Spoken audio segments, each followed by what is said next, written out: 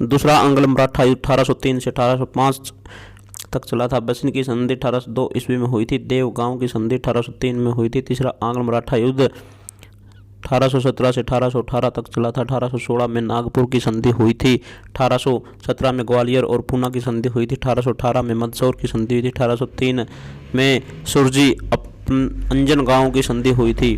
भोंसले नागपुर पर शासन करते थे। गायकवाड़ के पास बड़ौदा गुजरात का क्षेत्र था। सिंधिया के पास उज्जैन ग्वालियर का क्षेत्र था। होलकर के पास इंदौर का क्षेत्र था। महात्मा गांधी का जन्म 2 अक्टूबर 1869 पोरबंदर गुजरात। 2 अक्टूबर अहिंसा दिवस। पिता करमचंद गांधी, माता पुतली भाई, पत्नी कस्तूरबा गांधी। बचपन का नाम मोहनदास, पूरा नाम मोहनदास करमचंद गांधी। मृत्यु 30 जनवरी 1948 को। गांधी जी बा कहकर पुकारते थे। 1893 में गांधी जी अफ्रीका गए। अब्दुल्ला व्यक्ति का केस लड़ने के लिए 1893 में एनी बेसेंट भारत आई थी। 1906 अफ्रीका में आंदोलन। पहला आंदोलन 9 जनवरी 1915 को। भारत घर वापसी 9 जनवरी प्रवासी भारतीय दिवस मनाया जाता है। 1914 से 18 तक प्रथम विश्व युद्ध हुआ। गांधी की वापसी के समय 1915 में भारतीयों को सेना में भर्ती होने को कहा। आते ही गांधी जी को सेना में भर्ती करने वाला सदिस्ट कहा जाता है। 1915 में अंग्रेजों ने गांधी जी को उपाधि दी केसर हिंद की। इस भर्ती का विरोध हरियाणा से पंडित नेकीराम शर्मा ने किया। पंडित नेकीराम शर्मा जन्म 4 दिसंबर 1887 को हुआ था। केलंगा गांव रोहतक में, वर्तमान में केलंगा भिवानी में है। भारतीय ब्रिटेन अंग्रेजों की ओर से युद्ध लड़ने बॉर्डर पर गए। महात्मा गांधी का भारत में पहला आंदोलन 1917 में चंपारण सत्याग्रह आंदोलन। बिहार में नील की खेती की जाती थी। राजकुमार शुक्ला व्यक्ति ने गांधी जी को चंपारण बुलाया। भारत में किसान को 3/20 भाग पर नील की खेती करनी होती थी। चंपारण सत्याग्रह का दूसरा नाम 3 ठिया प्रथा कहा जाता था। इस आंदोलन में महात्मा गांधी का साथ दिया डॉक्टर राजेंद्र प्रसाद ने। चंपारण सत्याग्रह गांधी जी का पहला सफल आंदोलन। 1917 में चंपारण सत्याग्रह के बाद रविंद्रनाथ टैगोर ने गांधी को महात्मा की उपाधि दी। महात्मा गांधी ने रविंद्रनाथ टैगोर को गुरुदेव की उपाधि दी। 1918 में खेड़ा आंदोलन किसानों का। 1918 में अहमदाबाद आंदोलन। मिल मजदूरों का बोनस न देने पर इस आंदोलन में गांधी जी भूख हड़ताल पर बैठे थे। मार्च 1919 में रोल्ट एक्ट आया। काला कानून कहा जाता है। शक के आधार पर गिरफ्तार किया जाता था। ना अपील, ना वकील, ना दलील का अधिकार था। 13 अप्रैल 1919 को जलियांवाला बाग हत्याकांड हुआ। दोनों घटनाओं के बाद महात्मा गांधी ने अंग्रेजों को केसरे हिंद की उपाधि दी। जलियांवाला बाग जली नमक व्यक्ति की संपत्ति थी, इसलिए इसका नाम जलियांवाला बाग पड़ा। पंजाब के 2 नेता डॉक्टर सैफुद्दीन किचलू और डॉक्टर सत्यपाल को अंग्रेजों ने गिरफ्तार कर लिया। इसके विरोध में लोगों ने 13 अप्रैल 1919 को जलियांवाला बाग में धरना दिया। लाला हंसराज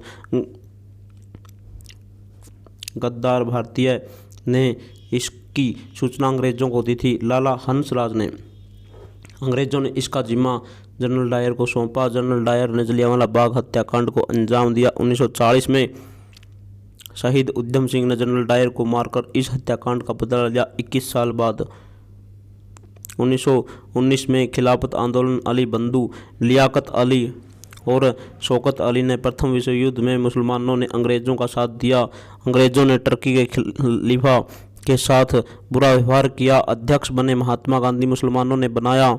1920 में असहयोग आंदोलन। भारतीय लोगों को जोड़ने के लिए 1920 में कलकत्ता अधिवेशन इस प्रस्ताव पारित किया। अध्यक्षता लाला लाजपत राय ने की थी। 1920 के नागपुर अधिवेशन में इसकी पुष्टि की गई। 1920 में असहयोग आंदोलन की रूपरेखा महात्मा गांधी ने तैयार की। 1 अगस्त 1920 को असहयोग आंदोलन शुरू हुआ। इस दिन बाल गंगाधर तिलक की मृत्यु हुई। बाल गंगाधर तिलक गर्मदल के नेता थे। इनके समाचार पत्र मराठा और केसरी थे। आंदोलन होम रूल लीग पूना में चलाया। गांधी ने 1 अगस्त 1920 को तिलक कोष खो दिया। तिलक कोष में 1 करोड़ चंदा इकट्ठा हो गया था। 1 अगस्त 1920 को असहयोग आंदोलन गांधी जी ने आह्वान किया। बच्चों ने स्कूल छोड़ दिए। 13 साल का भगत सिंह स्कूल छोड़ गांधी जी के असहयोग आंदोलन में चल पड़ा। इन बच्चों को महात्मा गांधी और रविंद्रनाथ टैगोर ने पढ़ाया। 1921 में प्रिंस ऑफ वेल्स भारत आया। वेल्स का राजकुमार वेल्स का स्वागत नहीं किया। काले झंडे दिखाए गए। वेल्स गो बैक के नारे लगे। 5 फरवरी 1922 को चोरी चोरा की घटना हुई। 1 सिपाही समेत 21 अंग्रेज इसमें जलकर राख हो गए। गांधी जी ने असहयोग आंदोलन वापस ले लिया और खिलाफत आंदोलन बंद हो गया। लोग गांधी जी को जान के दुश्मन बन गए। अंग्रेज़ों ने गांधी जी को जेल में डाल दिया। 1922 में महात्मा गांधी जी ने आवाज़ उठाई, भारत का एक संविधान होगा जो भारतीयों द्वारा लिखा जाएगा। 1923 में स्वराज्य पार्टी का गठन हुआ। मोतीलाल नेहरू और चित्तरंजन दास ने किया। 1924 में बेलगांव कर्नाटक के अधिवेशन में महात्मा गांधी ने भारतीय राष्ट्रीय कांग्रेस की अध्यक्षता की। महात्मा गांधी के राजनीतिक गुरु गोपाल कृष्ण गोखले महात्मा गांधी जी लियो टोल्स्टॉय के विचारों से ज़्यादा प्रभावित हुए। 31 दिसंबर 1929 को लाहौर अधिवेशन अध्यक्षता में पंडित जवाहरलाल नेहरू ने कि पूर्ण स्वराज्य पारित हुआ। जवाहरलाल नेहरू ने कहा, हम आने वाली 26 जनवरी 1930 को स्वतंत्रता दिवस मनाएंगे। 26 जनवरी 1930 को पहला सांकेतिक स्वतंत्रता दिवस मनाया गया। पंडित जवाहरलाल नेहरू ने इसमें पहला तिरंगा फहराया। 1930 में सविनय अवज्ञा आंदोलन गांधी जी का दूसरा बड़ा आंदोलन था। इसको दांडी मार्च भी कहा जाता है। 12 मार्च 1930 को साबरमती आश्रम से 78 लोग चले। 5 अप्रैल 1930 को पहुंचे। इसमें एक अमेरिकी यात्री वेब मिलर भी था। 24 दिन की यात्रा थी।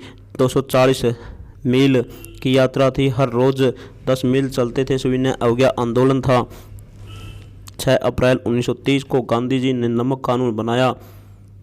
इसमें महिलाओं ने ज़्यादा से ज़्यादा भाग साथ दिया।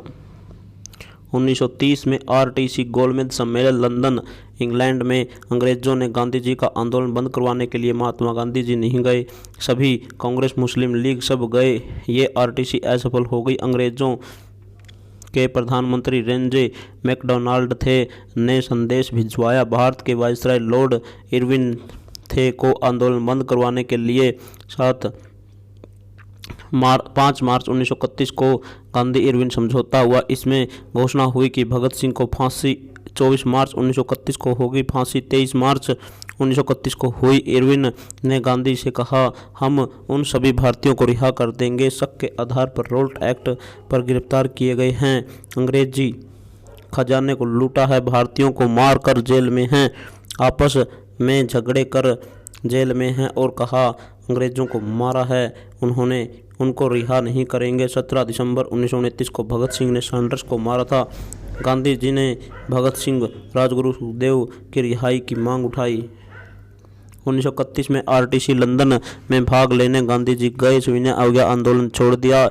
इस आरटीसी में ब्रिटिश चर्चिल ने गांधी जी को अर्धनंगा फकीर, देशद्रोही फकीर कहा था। आरटीसी छोड़ गांधी जी वापिस भारत आ गए। सविनय अवज्ञा आंदोलन शुरू करने को कहा। सभी भारतीयों ने साथ देने से मना कर दिया।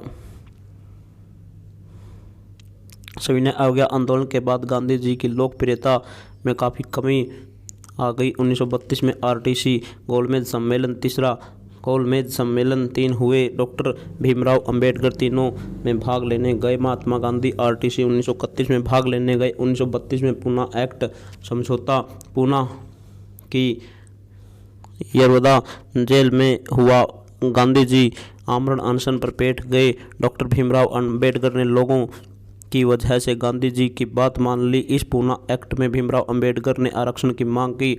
गांधी जी ने आरक्षण आज़ादी के बाद देने को कहा। पूना एक्ट में गांधी जी ने दलितों के लिए हरिजन शब्द का प्रयोग किया। 8 अगस्त 1942 को भारत छोड़ो आंदोलन गांधी जी का अंतिम आंदोलन। अगर भारतीयों ने दूसरे विश्व युद्ध में हमारा साथ दिया तो हम भारतीयों को डोमिनियल स्टेट दे देंगे। गांधी जी ने कहा, हमें पूर्ण स्वराज्य चाहिए। गांधी जी ने क्रिप्स मिशन को पोस्ट डेटेड चेक कहा, हमें तो वो चेक दिया गया जिसकी अवधि समाप्त हो गई।